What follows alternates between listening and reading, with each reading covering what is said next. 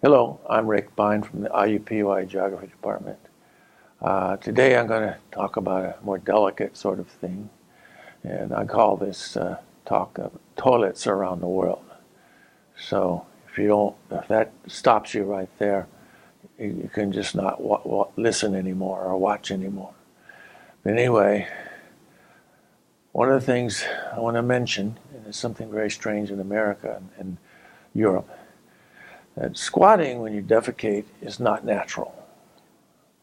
We spend a lot of time with our children teaching them to sit on the toilet to do their business.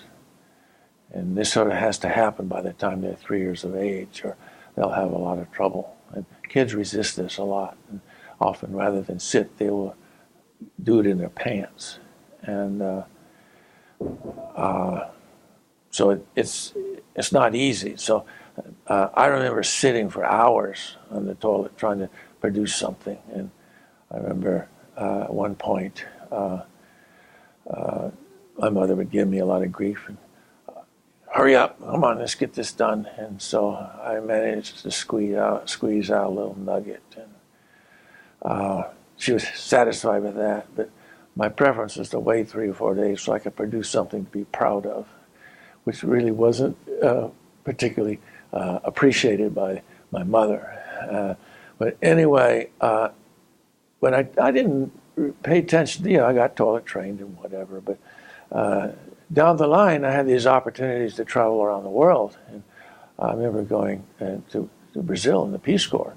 So here we are in this little part of the United States up next to the Rockies in here. And then I come down here in Brazil, the back country of Brazil, where there wasn't any plumbing. So there was no toilets. I had an outdoor toilet, and what I had didn't have a seat on it or anything. It was a hole in the floor, and you had to squat over this hole. But I'd never been trained to squat, and when I try to squat, I have to stand on my toes. I can't get my heels down, and so I'm wobbling around there. I don't have a lot of balance, and so it's. And these people, they learn to do this at a young age, and they can put their feet flat on the ground and squat there for hours. And, not necessarily defecating, but just they found it a comfortable position just to squat. They could rather than sit down or whatever.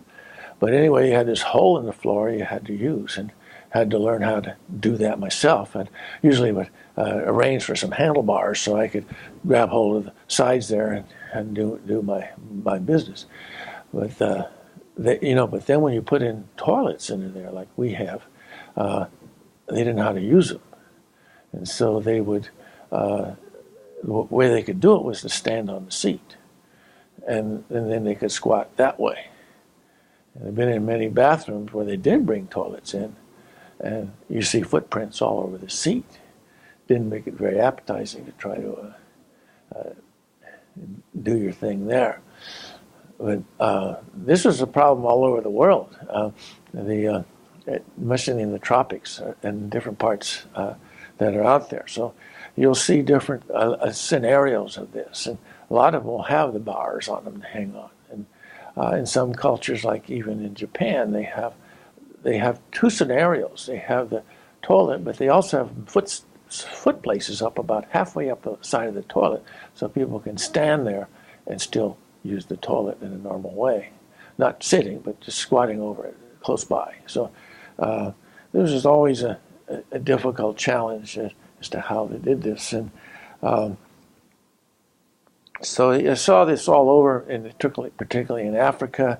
And here, when I lived over here in Khartoum, traveled around, and people also used these. There was a squatting thing that they did, and so I remember coming down here to the South Sudan, and people went off in the bushes to do their thing. There was no toilets or pits or anything like that, and they go off in the forest and do their thing. And I remember, well, I guess I'll have to do that too. So I went in the forest, did my thing, and then I thought, well, what's going to happen to this? It'd be nasty and whatever. So as it turned out, I went back there the next day, and everything I'd done was gone. I said, well, what happened here? And there was an interesting, I started sticking around to see what happened. These things called dung beetles come up, and they grab up this excrement and roll it in a little ball, and you see them pushing this little ball down the trail there until they get to their hole. And they push it into their hole, and it stays there for food for their babies and whatever else is going on. Everybody else is down in that hole. So in other words, whatever you left on the ground was taken away. So they never had to worry about sewer systems or whatever people knew to get rid of these people's waste.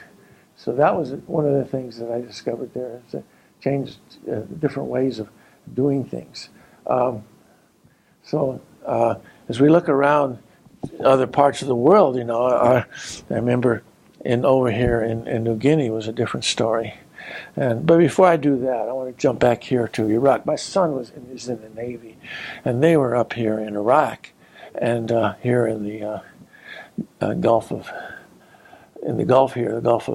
Oman and the Red Sea, and we were on board ship, and they brought some Iraqis on their ship there, and they didn't know how to use these toilets that the Navy had in the big ship. And again, they found the footprints on their seats, and when they were trying to figure out what to do with this, and so they finally had to find a solution for them.